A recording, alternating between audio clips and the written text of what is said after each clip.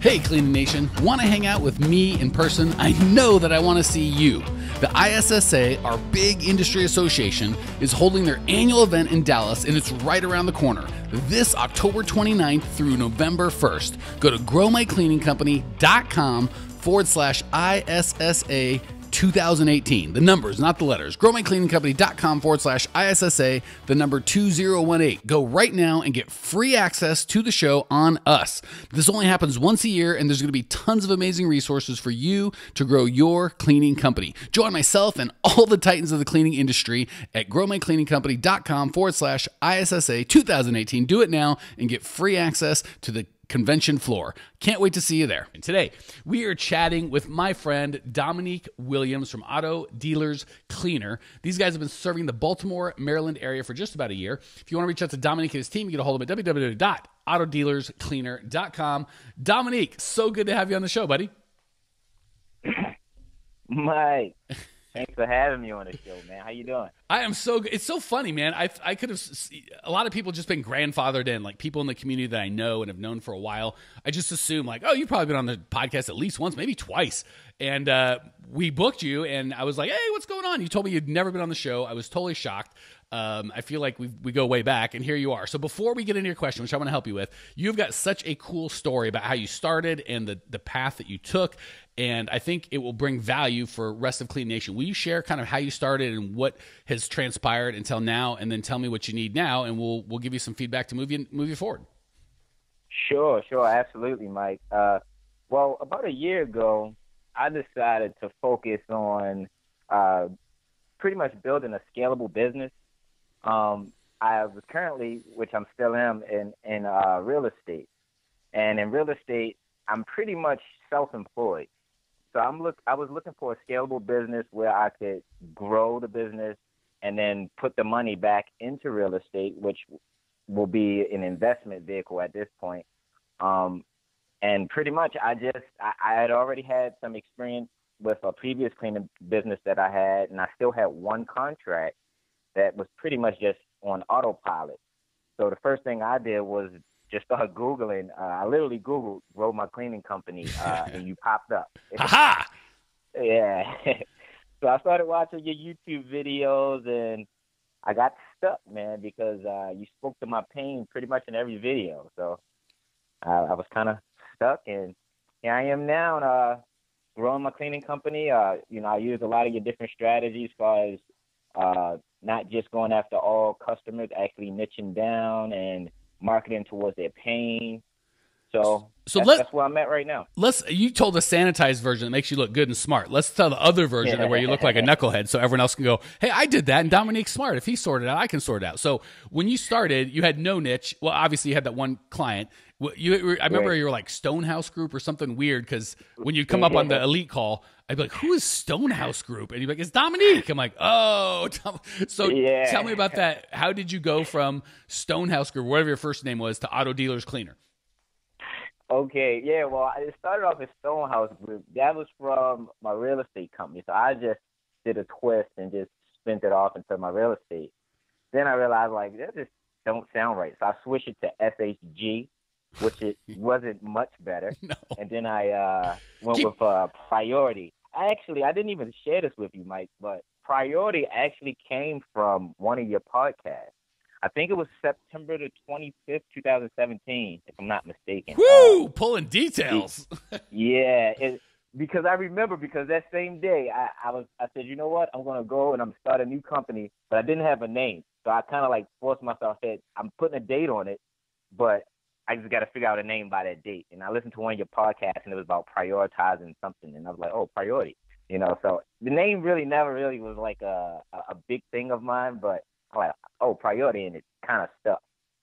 Then once I got into the program and realized, like, you need to niche down, I renamed my company after my niche, which is Auto Dealers Cleaner. Yeah, and I think we first met at the live event, our first live event in April, like a year ago? No, maybe not even this April, 2018, correct? Correct. And I think you were still Stonehouse Group, and we actually, I remember I believe you were one of the guys that came up with, I'm going to change my niche to auto dealers, and then we had two other guys in the group that already had Auto Dealer Group, or they already had, it was one of their niches. They were a little larger, and you guys started connecting, correct? Correct. Absolutely. Yeah. At the event, my original niche was banks. I remember and that. I was running into like a lot of different corporate loopholes. Corporate hurdles that I really didn't want to go through. Like I went through some of it, but once I got to the live event and I started, networking with other people, I realized that the auto dealer's niche will actually help me, reach my goals. So, and I actually had people that was in the group that were there that was willing to help me. So it was kind of like a no-brainer. I actually formed a mastermind with those guys and everything. So. And those, I don't want to give names because everyone's going to want in, but those guys are bright guys. I'm so glad that you connected. They're amazing. And I love that you take the coaching, right? A lot of guys would have gone home and been in love with their priority or their SHG or whatever it is. Dominique, one of my favorite things about this guy, coachable. Like, just we go do this. He's like, all right, and he does it. And now he's auto dealer's cleaner. And just imagine yourself as a prospective customer who's an auto dealer, who is his niche. If, SHG wants an appointment with you, maybe. If Stonehouse Group wants it, that means nothing. If Priority, well, maybe I'll get to be Priority. There's a little bit of a connection. Versus Auto Dealer's Cleaner, instantly. It's so funny, too, because Dominique's like, I needed to grow my cleaning company, so I Googled grow my cleaning company, and how amazing it was that your name was the same thing as what I needed. And now you're Auto Dealer's Cleaner, and if I'm an auto dealer, imagine, like, it almost works. Modeling success, man. That's pretty much. I copy and paste a lot of your stuff, Mike. So don't be surprised you start seeing a lot of my marketing look just like yours. I have, and the funny thing is I forget that what I wrote, and because Dominique's in our elite group, so he'll, I'll be giving him coaching. I'm like, this is really good, Dominique. And he's like, yeah, it's yours. And I'm like, oh, yeah, I agree with me. This is fantastic. So, all right. And just so you guys know, I don't think I've officially announced it yet, but now's as good a time as any. growmycleaningcompany.com/live. We just opened our next live event. We're recording this in October of 2018. The live event's going to be January 2019. As always, we're going to limit it to 16 owners. I think Dominique's in. We've got one or two others. If you want to go, yeah, so Dominique will be there. So if you want to meet, I know I'll be there, but big deal. If you want to meet Dominique and his way too good looking for him wife, Danielle, growmycleaningcompany.com/live is where you can apply. It is by invitation only, but that's where you can figure out what the steps are. growmycleaningcompany.com/live. Right. Enough of this nonsense. What's going on in your world? How can I help you get better today, Dominique? All right, Mike. Well, since I got involved with the Clean Profit Method Elite group, my main focus has really been on marketing and sales, mainly marketing. So it's two sides to the business: is the marketing and sales, as well as the other side, which is the operations. So I'm trying to now figure out how to bridge the gap between the two, the marketing and the operations side. I actually have my business partner, my brother, who's actually going to be managing the operations side. And I just wanted to get some feedback from you, Mike, of how to pretty much integrate the two and any different tactics or tips that you may have to get that going. Yeah, this is probably one of the biggest issues we have with people struggling, in that they get started and like, oh my gosh, I need some customers. And, they listen to the podcast, they start implementing some stuff, they do well, and guess what? They get customers. And then they go, good Lord, someone's got to clean this crap, and I certainly want to do it. Mike always coaches me not to clean, so I better go get employees. And they stop doing what they're doing to get customers, because it's usually not a system, it's them hustling, which is good. For the first, kind of couple or 5 or maybe even 10 customers, if you are part of that process, that's fine, just getting off the ground. But long term, that's not what we want, right? If you're doing hundreds of thousands of dollars, certainly not the $1 million level, you don't want to be the guy or a gal that needs to get the customers, because when we take a break or go do operations or, God forbid, go on vacation, the growth stops. So very common for them to go, oh my gosh, I got to get customers, they do a bunch of work, and then they realize they need employees. They drop all of the momentum and work that they were doing with the on the client attraction side to go to employee attraction. And it takes a couple months, and guess what? It works. And then they're like, oh my gosh, I've got all these employees, and I don't have enough work. And they go back and forth, and it's scary. They're like, I can't get any more people because I don't have the work for them, but I'm afraid to get more work because who's going to clean it? Any of that resonating with where you're at, Dominique? Yes, that's exactly where I'm at, Mike. All right, so let me give you one kind of concept and one execution strategy. The big concept is we do systems first, and we do them simultaneously. So again, if I'm the one hiring and I'm the one selling and I'm the one training and I'm the one following up with customers and I'm the one doing bids and I'm the one fill in the blank, it's tough because you can only do so many things. However, if I take that time, instead of putting out fires, which is what hiring and marketing is if you're doing it yourself, and if you stop doing it, you stop getting a result, you want to install a sprinkler system that handles the fires for you, whether you're there or not. It takes a little extra time at the beginning, but then you only have to do it once, and you can move it into maintaining the sprinkler system as opposed to constantly putting out fires. So the big concept is we are always setting up marketing systems and hiring systems, as opposed to the system being Dominique needs a customer. Dominique goes out and talks to people that he thinks need his service and repeats until he gets a customer. And then Dominique needs employees, and he does the same thing. So the concept of systems first is key. And the concept of we are going to do systems that are both working simultaneously. So we never drop the ops side to go to the marketing side or vice versa. It's always, we might shift our focus from 50-50. And again, really, there's three systems that you need, Clean Nation. How to get the clients, which is sales and marketing. Marketing gets the prospects, strangers to turn into prospects, and prospects to come to you. Sales turns those prospects into customers. Sales and marketing is one of the things that you need. The second is delivery, and this is any business, and it's not the cleaning business. You've got to sell whatever it is that you do. You've got to provide that service or product, and then you've got to account for the whole damn thing. In the cleaning world, the accounting is very small, very easy. Until you get to several million in revenue, you can do it with a part-time CPA and a part-time bookkeeper. It's not a big deal. So we're not going to talk about that now. Not that it's not important. It's hugely important. It's just not, it should be taking 3% of your time.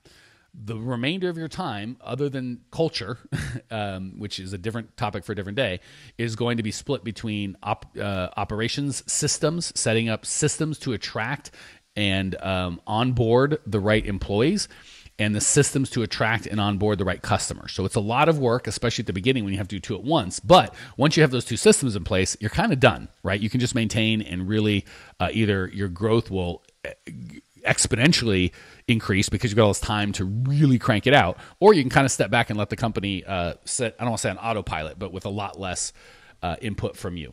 So first and foremost, we never go 100% systems, 100% client attraction, 0% employee attraction, and then reverse every 2 to 4 months, depending on how quickly you cycle. So we're always going to go somewhere between 20-80, 80-20, and somewhere in there, right? Is that fair that we're never going to just set it down? Okay. That said, let's talk about what the system would look like to get your operations going. First and foremost, and a lot of this you can get in the E-Myth, Michael Gerber's E-Myth Revisited. But the concept is you start with an org chart, right? So you just make a list, and the way I would put this together, just make a list of every single job that needs to be done. Supplies need to be ordered, payrolls need to be done, customers need to be attracted, invoices need to go out, money needs to be deposited, things need to be cleaned. Customers, we need reviews from customer, right? Just sit down and think of literally the 100 things that you have to do. Once you do that, they'll start naturally put themselves in some sort of semblance of an order, right? You can put them in order of those three things that we just talked about, right? Some of them would be in the accounting piece of it. Some of them would be in the client attraction side, and the other third would be in the fulfillment side, right? So that's pretty easy. Once you do that, you can kind of separate them into job descriptions. And when you're just starting, your name's going to be in all of those boxes, right? So you'll have at the top CEO, that's Dominique. And then below that, you'll have Chief Marketing Officer, Dominique, Chief Operations Officer, Dominique, Chief Financial Officer, Dominique. And then below each of those, so you're going to kind of take all the things that need to be done, break them into those three areas, and then kind of break them down from that. Once you have those once you have that org chart built, you're going to make job descriptions. You will find that the guy that has a good personality for sales, right? Eyeball to eyeball customers, converting warm leads into sales. That guy is going to be very different than the personality that is managing sales. Typically, a sales manager, people a lot of times promote salespeople to sales manager, but the same skills that make you a good salesperson do not make you a good sales manager. Same thing makes you a good sales manager does not make you a good salesperson.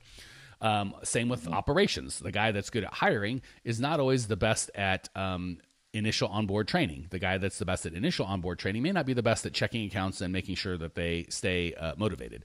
The accountant almost is never good at sales, and the salesperson is almost never good at accounting. So you want to make sure you've got these job descriptions first. As a small business owner, and I did this, so I know this is why I know it doesn't work. We want to hire based on who we got, right? So Dominique's like, hey, my brother's here, and he says yes, so we're going to put him in ops, which is fine. But we typically write the job description around your brother, around whoever that guy or gal. Oh, we got Ben, and Ben's the best, and I love that guy, and he's so smart. So we craft our job descriptions around Ben. But the problem is when Ben leaves, we realize he was the only one that was good at marketing and accounts payable, right? And by the way, he also cleans a couple of accounts. So when we move the job descriptions around the skills of the person in it, you'll never grow. That you can get up to maybe 10, 15 people that way, but you can't have a 50-person organization where it's just like every job description is based on whoever's in that job. It just becomes a labyrinth of it's a mess, right? So org chart first, job descriptions second, systems third, right? So anytime we can have a system, we do that. So a perfect example would be ordering supplies. You could hire, you might say, well, right now I order supplies and I deliver the supplies, right? Sometimes we run out of this or we run out of that. So I go to Costco or I go to a supplier and I pick it up and I drop it off. So ordering and delivering supplies, you do that. And you might go, well, shoot, I don't want to do that. It's a $10 an hour job. I should have someone else do it. Well, that would be last, right? Third would be systems. Or you could have a good relationship with your sanitary supplier and have him just go check on your accounts and deliver supplies once a week without you being involved, right? So instead of hiring someone, we could have a system for that. Same thing with checking jobs. A lot of people are like, oh, I want to have a supervisor to check jobs. Well, I like having a system where everybody checks at least one other job than their own every week, right? So instead of having to hire another person, we have a system that covers that. So systems can really replace lots and lots of labor, especially when you're beginning. Instead of an ops manager, I'd have an ops system that the ops manager just runs, and he might be able to run that in like 5 hours a week. Same with a hiring, right? If you don't have any system for them, you might just hire 2 or 3 people a month, which for most companies is the minimum. Just if you're growing or you lose people or whatever, that might be a 40-hour week job. But if you've got the right system, hey, surprise, it's in the clean profit method. You can do that job in 5 hours a week. So instead of hiring a whole 40-hour person, you can have the system do 35 hours of the work, and then you can have one of the people that you already have do the 5 hours of work that's left over. So org chart first, job description second, systems third, and finally, you hire somebody. That's always the last option. People do it the opposite. They hire someone first, and then they try to create a system around that person, and then they create a job description around the systems that are bad because they did it around that person, and then maybe they'll put together an org chart, probably not. So they do it the exact reverse order. All that to say, never go all in on marketing and ignore the ops, and then vice versa. Make sure that you're at least 80-20, so at least 20% of your time is in one or the other of those. Second, don't just do the work, create systems. Don't put out fires, put in a fire extinguisher. Third, on the ops side, org chart first, job description second, systems third, hiring last. Did that answer your question, my friend? Absolutely, Mike. Absolutely. I got it now. I didn't realize it was that easy, man. You make everything seem so easy, man. I was over here just trying to figure it out on my own without asking you, and you made this seem so easy, man. Thanks. It may not be easy, but it is definitely simple. Trust me, it's a crap ton of work, but it's not. You don't have to be a genius. Go ahead. Yeah, let me rephrase that. Yeah, it's definitely a lot simple. Yeah, simple compared to how I thought it would be. Because what I was doing was the complete opposite. I was crafting pretty much the job description around the person and not putting it as far as an order chart of descriptions, as well as job descriptions and the systems. I was doing it the backwards way, like you just said. So, unless anybody get confused and go, "Wow, Mike's really smart." No, Mike is not. Mike has made this mistake over and over and over. It took 20 years to figure out the right way to do it. So please know that I'm not some coach that read this in a book. I'm an idiot that did it the exact way, the wrong way, and after years and years and years figured out the right way to do it. So just encouragement. This is not coaching as much as one entrepreneur to another trying to share some stuff. All right, let's head to the lightning round where I can shut up for 2 seconds to get some of Dominique's genius. And this guy is so bright. If you do come to the live event, make sure you reach out, grab Dominique. I freaking love this dude. He gets it. Hey, Cleaning Nation, this lightning round is brought to you courtesy of the ISSA and their annual event. If you want to hang out with me and all the other titans of the cleaning industry, don't forget to go to growmycleaningcompany.com/ISSA 2018 right now and get your free access to the show. It's going to be amazing. It's coming up soon, end of October. Do it right now. growmycleaningcompany.com/ISSA 2018. I cannot wait to see you there. All right, that said, let's hit the lightning round. I'm going to give 3 quick questions. Dominique's going to give 3 amazing answers. Question number 1, Dominique, what is the best advice you've ever received, personally, professionally, just in your life, best advice you've ever heard? Time is more valuable than money. You can always make more money, but you can never replace the time that you pretty much lose or spend.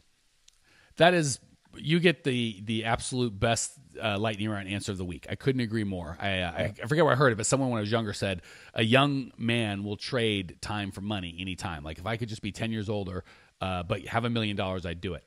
Old wealthy people would trade every penny they had for time. So you're absolutely right. Absolutely. Sometimes we're rich, sometimes we're poor. Money pretty much always comes in. Even if you stop working, depending on what country you're in, the government will start sending you money. But once you spent a day, a week, a month, a year, it is never, ever, ever coming back. That is very profound. Next question. What's the biggest mistake you've made in the cleaning business so we can all learn from you, my friend? Not checking in with my customers on a regular basis. Okay. I was only checking in with them when they would call me with issues. And I started to realize that most of the time when they contact me with the issue, they are at the point where they fed up. And sometimes it don't leave me much option to really diffuse the problem. And if I was proactive and been, communicating with them in advance, I probably wouldn't be in a situation where I may be losing the contract. You are 2 for 2, my friend. And I'm going to give you a bonus corollary that most people don't get. And most people get what you said, Dominique, but they won't do it, which drives me nuts. So if you're listening going, that was smart, actually call your customers, reach out to them, get the value. The second piece of that is it works. And again, I'm going to go real quick over a big concept that works the same in client attraction. A lot of us, most of us just want to talk to the people that are fed up and are like, I want a cleaning company now. But if you're in the Clean Profit Method, you see that, or you've heard me speak live, that's the iceberg. Above the iceberg is the one guy that's poked up his head and said, hey, I want to change now. And there's 20 other competitors.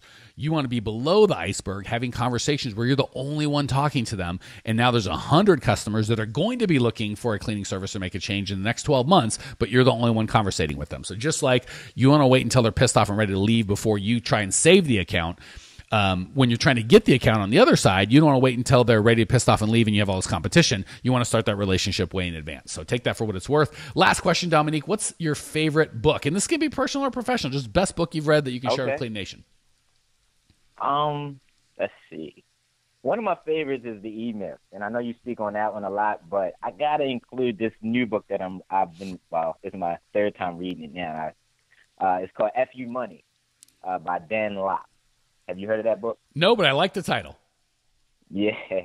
Yeah, it's pretty much, man, like I'm pretty sure you'll love the book, man, because he speaks on a lot of the same principles that you teach on as far as like marketing to pain, amongst a bunch of other things, man, like, marketing and sales and how to just is about the customer and not about you, like how you word things on your website, how you put things in your marketing. Stonehouse Group versus Auto Dealer Cleaner. Go ahead.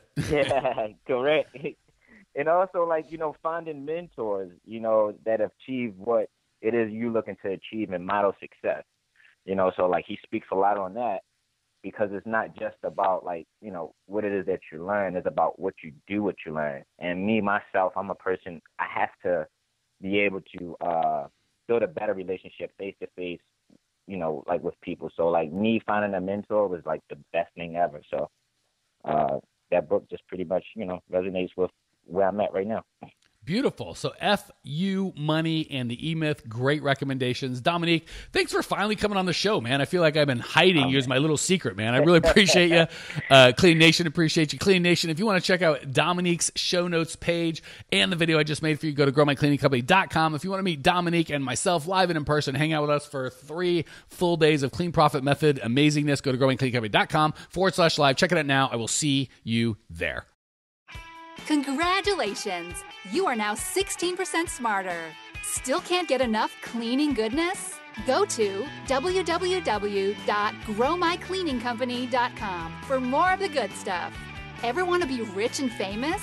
Owners of cleaning companies, as well as industry experts, can apply to be featured on the show by emailing our producer Natalie at support@growmycleaningcompany.com. Until then, don't miss out on all the latest cleaning industry lovin' at www.growmycleaningcompany.com.